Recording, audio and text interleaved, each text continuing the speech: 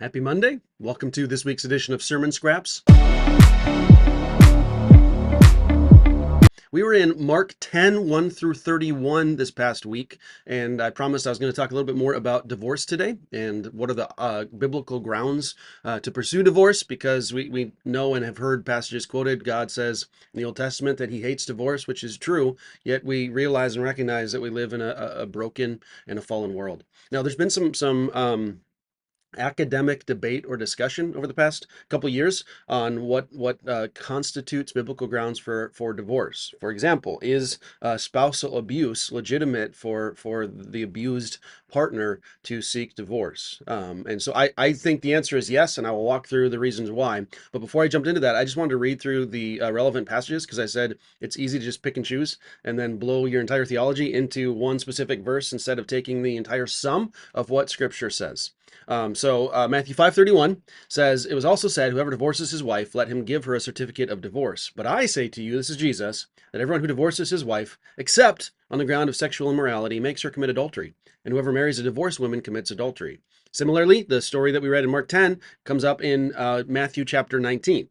Jesus said to them, "Because of your hardness of heart, Moses allowed you to divorce your wives. But from the beginning it was not so. And I say to you, whoever divorces his wife, except for sexual immorality, and marries another, commits adultery." Again, you have that caveat, except for sexual immorality. Luke 16:18, it comes up again. "Everyone who divorces his wife and marries another commits adultery, and he who marries a woman divorced from her husband commits adultery." So those are the times that Jesus talks about it throughout throughout the gospel accounts. The other time divorce comes up in the New Testament is in 1 Corinthians 7. I'll just read it. It's a number of verses, verses 10 through 15. Paul says, "To the married I give this charge, not I, but the Lord. The wife should not separate from her husband, but if she does, she should remain unmarried, or else be reconciled to her husband. And the husband should not divorce his wife. To the rest I say, I, not the Lord, that if any brother has a wife who is an unbeliever, and she consents to live with him, he should not divorce her. If any woman has a husband who is an unbeliever, and he consents to live with her, she should not divorce him. For the unbelieving husband is made holy because of his wife, and the unbelieving wife is made holy because of her husband. Otherwise your children would be unclean, but as it is, they are holy. But if the unbelieving partner separates, let it be so. In such cases, the brother or sister is not enslaved. God has called you to peace." Now, the debate has centered around that phrase in verse 15, "in such cases." It doesn't say "in such case," meaning Paul is referring to broader or bigger ideas than just this one specific instance that he is talking about here. Now, the EFC actually has a policy on divorce and remarriage, and they actually list as far as someone who would want to pursue ministry and licensing and credentialing through the denomination. There are four caveats that they give to allow someone who is divorced to pursue licensing and ordination through the denomination.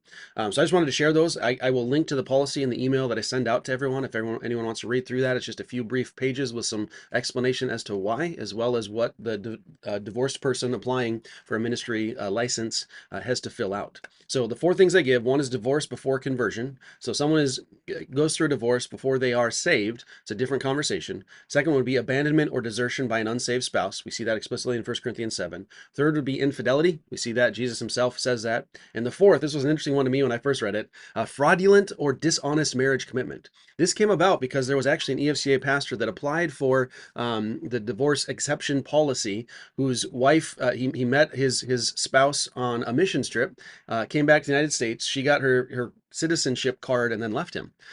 So that would be a fraudulent marriage where she was just going through the actions in order to try to get some end goal that she wanted to pursue. Now, the reason that this conversation on verse 15, in such cases of 1 Corinthians 7 came up was because Wayne Grudum recently changed his belief on the divorce issue. Talked about Wayne Grudum before. Just want to point it out. He's the one that wrote the big systematic theology book that I talk about and reference quite often. He's also done a couple other books. He had one on politics that's about the same size. He had another one on Christian ethics that is about the same time. So when he wrote his Christian ethics book in 2018, he said there are only two biblical grounds for divorce: either adultery, so sexual immorality, or desertion by an unbeliever. Those are the two legitimate options for biblical divorce. Then he started digging into the text a little bit more and started trying to figure out what it meant that Paul says in verse 15 of 1 Corinthians 7, "in such cases." So he actually he went through and lists out. I will link to his article on this topic as well. He lists out all these old ancient Greek manuscripts where that phrase "in such cases" was used, and every time it's referring to multitude of cases, not necessarily just the immediate context that it's referring to. So he actually goes on and lists some specific examples that would fall under "in such cases." So he says one of them would be extreme, prolonged verbal and relational cruelty. If this is in practice deserting your marriage because you are not holding yourself to your covenant vows. Another one would be credible threats of physical harm. Again, that is equivalent to desertion of your wedding vows. Another one would be incorrigible drug or alcohol addiction with lies thrown in. So someone who is unwilling to seek treatment or pursue help or get reconciliation, the necessary things that they would need, it's someone who is addicted to some of these other things. A gambling addiction that has led to huge loss of or massive debt. Another one would be pornography addiction, which would also be included in the sexual immorality that Jesus uses. So the phrase that we translate as sexual immorality is the Greek word porneia, which just refers to any kind of general sexual sin. So those are the things that the specific examples that Grudum lists, and I think it was helpful, a good conversation for him to bring up. It came out of somewhat of the Church Too and the Me Too movement, and I think we as Christians need to do at times a better job of relating and engaging to some of those conversations that are taking place around us. Now, a second corollary of this that I'm not going to really dig into too far, but it leads to a question of are all divorces grounds for remarriage? Because in 1 Corinthians, Paul says, if she does, she should remain unmarried or else be reconciled to her husband. So there are some situations where the person should not seek another marriage unless or until the other spouse pursues their own marriage, because then the wedding vow had been broken. But I think that if there is a biblical grounds for divorce, that means that the covenant has been broken and that there would be biblical grounds for remarriage. It's a fun conversation to have that we can have on some other topics or times. And if you want to talk further about this, like this isn't, I'm not just trying to keep this as a pure theological perspective, because each situation is different, and divorce is a very difficult thing to walk through and navigate. So as I said on Sunday, if this is something that you have walked through, are walking through, are wrestling through, come and talk to us, because we would love to be able to help you walk through and navigate that specific issue. A couple other things I want to talk about, one in relation to Sunday's text, and then one in relation to last week's text. So the first is, after talking about divorce, there's the story with the little children, and then the rich young ruler comes up to Jesus. What I didn't really talk about on Sunday was Jesus actually changes the 10 commandments that he brings up. So he says in verse 19, you know the commandments: do not murder, do not commit adultery, do not steal, do not bear false witness. And then he says, do not defraud. In Exodus 20, where the 10 commandments are listed, it's do not covet. And what many people believe is Jesus is pointing out a specific difficulty or issue um, that rich people tend to deal with. Like, because rich people they have a lot of stuff, there's generally not a desire to covet. What there might be a tendency to do is to try to continue getting more money, which is defrauding or taking what is not rightfully yours. So Jesus is potentially bringing attention to the way rich people tend to live and operate, which could have been what this rich young ruler was pursuing. Text doesn't explicitly say that, but that's what most scholars believe why Jesus said, do not defraud instead of do not covet. Now, there's one issue that I wanted to bring up. If you were paying very close attention last week, it seems like there's a couple missing verses in our Bible.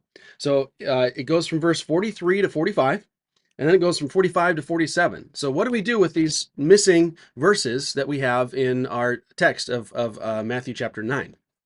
One thing we need to note is verses aren't inspired. So all the verses were added way after the texts were written, after people have been using the Bibles for centuries at this point, just as a way to quickly and easily navigate the Bible and find specific passages for us to be able to find. Now, one of the things that has done is actually trained us to like read and pay really like careful, almost too much careful attention to some of those verse markers, and those again aren't inspired. So sometimes the verse markers interrupt a flow of thought that the author was intending to do. There's actually been a bit of a resurgence in what are called readers' Bibles, which take out all chapter and verse markers, which I've got a few copies of them. They're really enjoyable to read because it reads as we should read it, as more of a story, beginning to an end. There's not all these different breakdown. There's paragraphs, there's sentences, there's those kinds of things, typical grammar stuff. But we have a tendency to almost like miss or overly focus on the minutia of these individual verses instead of following the big whole storyline. If you've never seen one of the reader Bibles, I encourage you to look it up. It's a really nice resource to have. Now, some of what this issue is getting to is textual criticism. And that is understanding how the Bible and the original manuscripts that were written 2,000 years ago, how they were translated down to the text that we have and hold in our hands, along with the translations, because there's multiple languages that the Bible has been translated into. It's made all its way all the way down to today.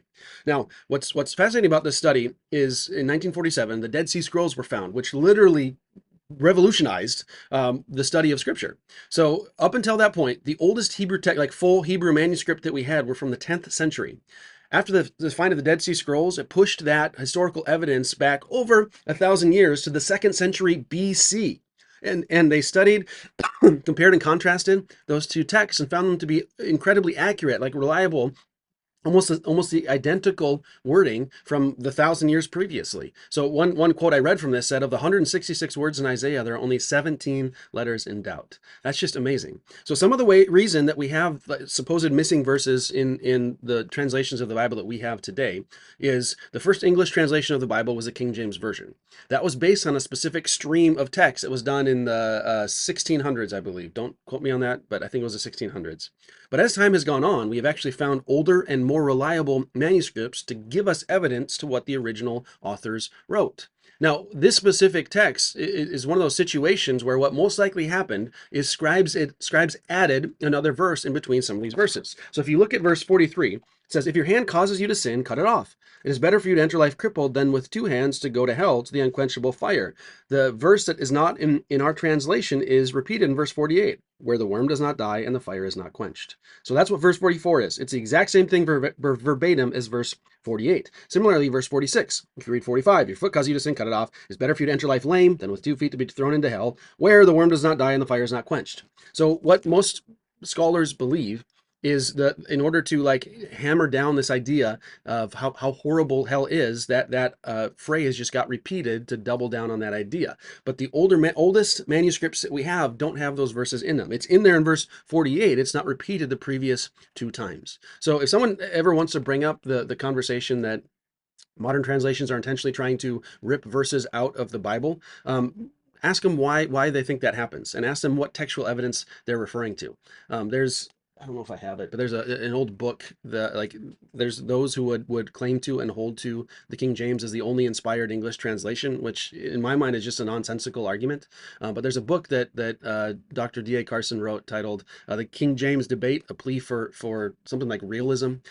So if you ever come across that issue, reach out to me. It's an interesting conversation to have, not one that's worth digging into outside of that though, unless someone specifically asked you about it. So wanted to bring those things up, just bring your attention to it. We're going to be continuing Mark this next week. We'll be finishing Mark chapter 10, verses 32 through 52. Week after that, we're going to do the first 11 verses of Mark 11, and then we're going to take a break for the summer to go through the 20s of the Psalms. So we'll be in Psalm 21 through 30 this year. So I look forward to doing that. If you have any questions about these things, feel free to reach out to me or anyone else on staff. Otherwise, I look forward to seeing you on Sunday morning.